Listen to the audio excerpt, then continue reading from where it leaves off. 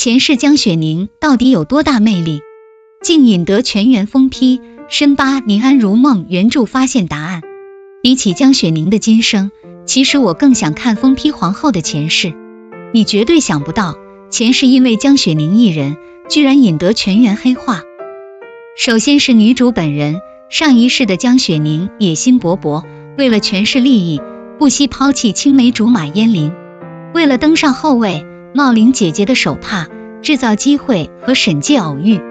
或许前世的沈介知道江雪宁是假冒的，但前夫哥真的很爱她，那么温柔善良的王爷，为了助力江雪宁登上后位，不惜和谢薇联手杀了沈郎。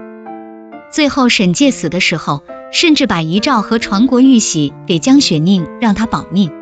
江雪宁得到后位，她连皇上都懒得争了，一心只想维持自己的权势，要不是皇贵妃威胁到了后位，她都不会去跟薛叔抢皇上。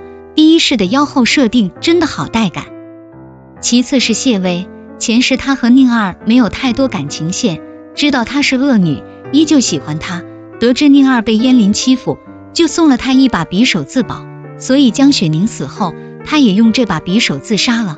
其实谢薇一直都爱惨了宁儿，重活一次江雪宁才知道她爱的有多深。谢薇真的很疯，看到江雪宁对张遮爱慕，她醋坛子都要翻了，不管宁儿的想法如何，谢薇直接强吻了她啊！后来还有一次在山洞里，因为受人胁迫，俩人直接假戏真做了。谢薇本来就爱宁儿，但看到她心疼的眼神，谢薇带着厌恶又霸道的情绪，直接强取豪夺。苦果亦是果，谢薇得爱得多偏执，才会这么疯狂啊！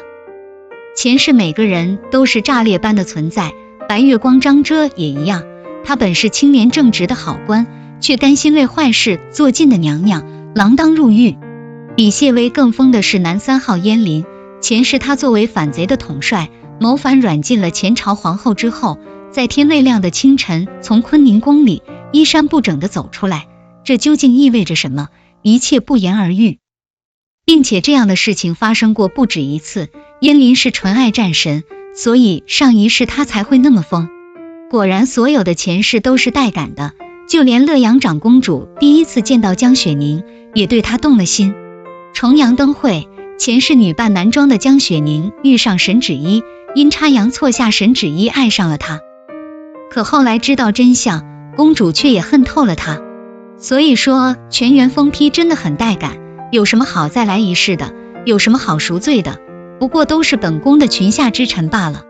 江雪宁深夜约见张遮，谢薇吃醋强行圆房，这简直杀疯了。得知张遮也是重来一世的人时，江雪宁想嫁给他的希望就全都破灭了。可谢薇不知道，并且很久以后还是话里话外的经常提起张遮。只有宁儿自己知道，张遮于他而言是雪中炭、暗示灯、绝渡舟。即便两人再也没有半点可能，他还是不愿意谢薇诋毁张遮只言片语。谢薇自觉已经对江雪宁够好了，从最初的相依为命到互相救赎，不仅为他身陷敌军，甚至不惜自废左手。可张遮一出现，他所有的努力全都白费了。为了歼灭天教，朝廷派张遮来说和。谢薇得知此事，本不想让宁儿见到张遮，可好巧不巧，这个雨天俩人再次重逢。当天谢薇开心地把宁儿的琴弦调好，并且吩咐剑书备上姜汤。直到深夜，江雪宁才失魂落魄地回来。他看到桌上摆的酒，刚打算喝上一杯驱驱寒，谁知谢薇二话没说，把酒杯一摔，毫不留情地骂他：江雪宁，你是傻子吗？紧接着他把宁儿拽进里间，冷着一张脸把他身上的湿衣服扒了个干净，随后连着整个人一道扔进浴桶。